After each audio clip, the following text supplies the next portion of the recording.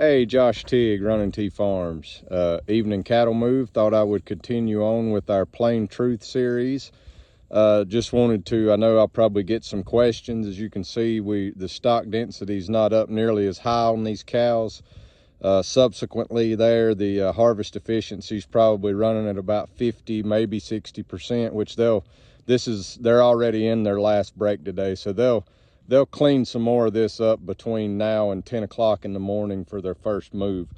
But big change from the 85-90% that we're achieving here just a week ago.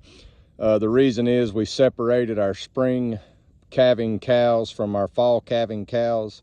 All of our fall calving cows are our full-blood Angus cattle, and we're going to be using different genetics on them. We'll be using a full-blood Mashona bull on them. So we separated them out there in another herd. So we've reduced this herd size right here by about half.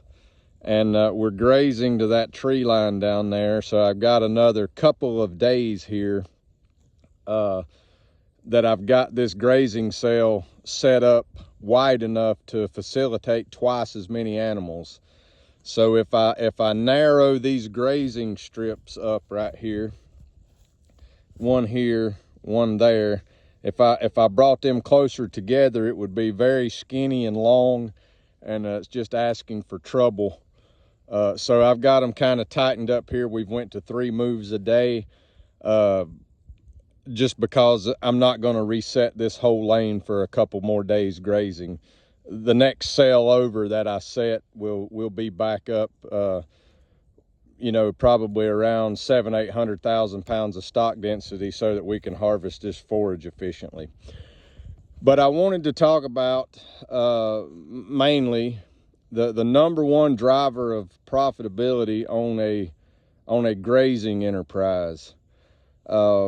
It doesn't matter whether you're running sheep, whether you're running cow-calf pairs, whether you're running stockers, rabbits, pigs, you name it. If they're making a living off of the land that you own or are renting, or however you want to look at it, the more animals that we can maintain on that piece of land year round and keep them in good, productive body condition, the higher our chances for profitability. So I was going to talk just a bit about that. In very simple terms, stocking rate is just simply the number of animals on the farm at any one time. That's just as the simplest explanation. Usually, when most grazers are referring to stocking rate, they're actually referring to annual stocking rate, and which is what I'm referring to. And it's a reflection of carrying capacity. Carrying capacity is simply the supply of forage, and your stocking rate is the demand on that forage. And we're talking about for 365 days. So our stocking rate that we're talking about today would be, in my context, 365-day grazing with no feeding other than extreme bad weather where the cattle can't graze.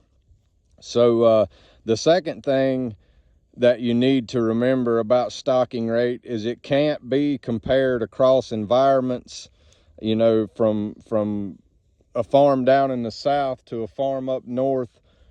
Different soils, different rainfalls, different lengths of growing season. All of those things are going to greatly factor into the carrying capacity of that land and the subsequent annual stocking rate.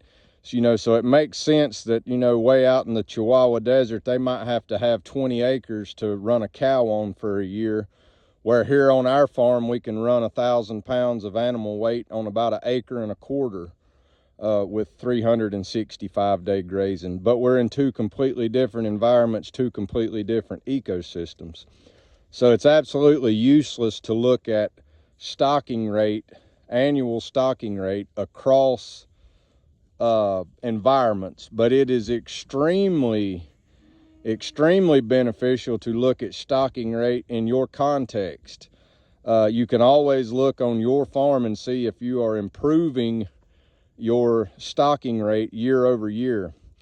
I think that stocking rate is probably the #1 greatest indicator of land health and land improvement. If you are improving your stocking rate year over year, you know that you have to be improving your land, because the first thing we got to do before we can increase our stocking rate is increase our carrying capacity, which, like I said before, that's the supply. So if we can increase our supply, we can then subsequently increase our stocking rate. We, as regenerative farmers and ranchers, I would say we have just a slightly different lens we need to look through than conventional farmers, because we're always looking at through the lens of land improvement and ecosystem improvement. So we need to be able to run more animals and improve the land. And that all works back into that carrying capacity. If we're growing more grass year over year than we did the year before, that'll be reflected in our stocking rate. We'll be able to run more animals. So the recommended stocking rate for our area is about 2.5 acres per 1,000 pound cow for 365-day grazing. So we're essentially running at double stocking rate for our area. Now, like I said, that can't be compared to somewhere in the desert, because it's not apples to apples comparison. But you can compare it to your neighbor who happens to have a pasture, right on the other side of your fence. Likely he's paying the same land rent that you are, if he doesn't own the land.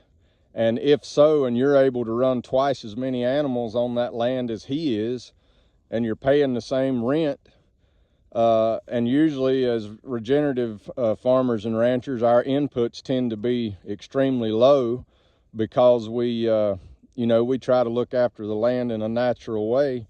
It's just a big boom, and it's the key driver of profitability on a grazing operation is annual stocking rate. And I'm not talking about bought in stocking rate either. Anybody can have a very high stocking rate if they're willing to buy in and bring in enough feed, enough hay, etc. Probably maybe some hay feeding and definitely protein supplementation. That's non-negotiable if you live in certain environments. We're lucky enough to have some fescue that we don't have to supplement protein. But if you're in a tropical environment or a warm season forage dominated environment, protein is going to be an essential thing. You're going to have to supplement some in the winter to your cattle. So I'm discounting a little bit of supplemental protein, small amount of supplemental protein. But if you can have an extremely high stocking rate. I always like to say, feedlots, feed yards have an extremely high stocking rate. The cows are standing in there shoulder to shoulder, but they're also carrying feed to them by the dump truck loads and feed wagon loads. So you could do the same out here, but you for sure wouldn't be improving the land. You for sure wouldn't have the best interest in mind for the health and welfare of the animals by doing that. So what I'm talking about right now is grazing 365, or whatever your environment, your context dictates. There's some places where I think it just might be impossible to graze 365 days a year due to snow and weather. So some amount of full feeding will be required, but you still need to maximize the amount of grazed feed versus the amount of fed feed, to quote Burke Teichert. If you've never listened to Burke Teichert speak on ranch management, he's a great resource there, and he's got some good videos out. But if you watch all of these guys, every one of them is going to tell you that we need to maximize the stocking rate, whether it's Jim Elizondo, Johann Zeitzman, Jim Garish, Burke Teichert, Alan Williams, all of those. But you have to get your stocking rate in line with your carrying capacity, or you have to be willing to move animals when you run out of grass. So you could always stock it 2 or 3 times your annual stocking rate, bring them in for 3 or 4 months, graze everything off, but then you better have somewhere for those cows to go, because you're going to be feeding them and you're going to overgraze your grass if you don't get those cattle off of it. So also, like I said, it's just I think it's the best indicator of land improvement is, you know, is improving stocking rate. We continue to improve our stocking rate here.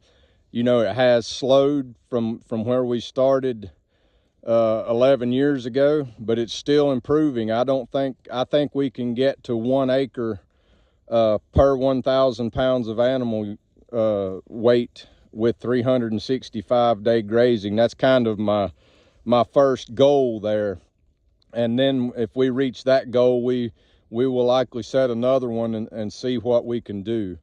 But I think it doesn't matter what enterprise you are. Now, I do agree that you need to sit down and put a pencil if you're getting into this fresh, or if you're in it, you know, you need to put a pencil to see which enterprise would make the most money for you, whether it's grazing cattle, you know, cow-calf operations, stockers, backgrounding, custom grazing, sheep, any combination of those enterprises. You know, put the pencil on it and see where you think you can make the most money.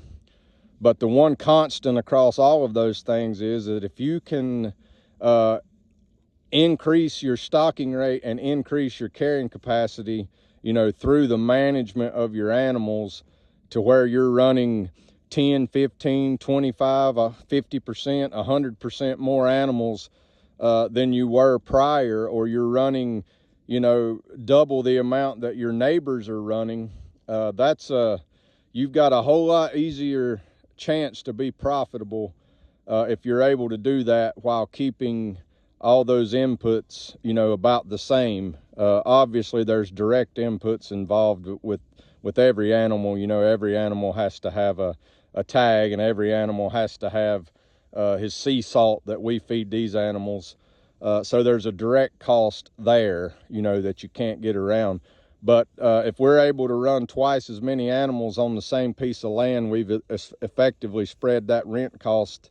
We've cut it in half, you know. So that's a big deal, and it's extremely important. That's the number one driver of profit in a grazing operation. And I'll talk a little bit next week about the main trait required by cattle, specifically a cow-calf operation by the cow, that is the main driver of profitability in the cow herd. So stocking rate is the main driver of profitability on a grazing operation, and fertility is the main driver of profitability in the cow herd. And I'll talk a little bit more about that in the next video. But as always, you can check us out online at runningtbeef.com. You can like us on Facebook at Running T Beef. If you're watching on YouTube, click that like and subscribe button on your way out. I hope everyone has a fantastic rest of your day and a great upcoming weekend.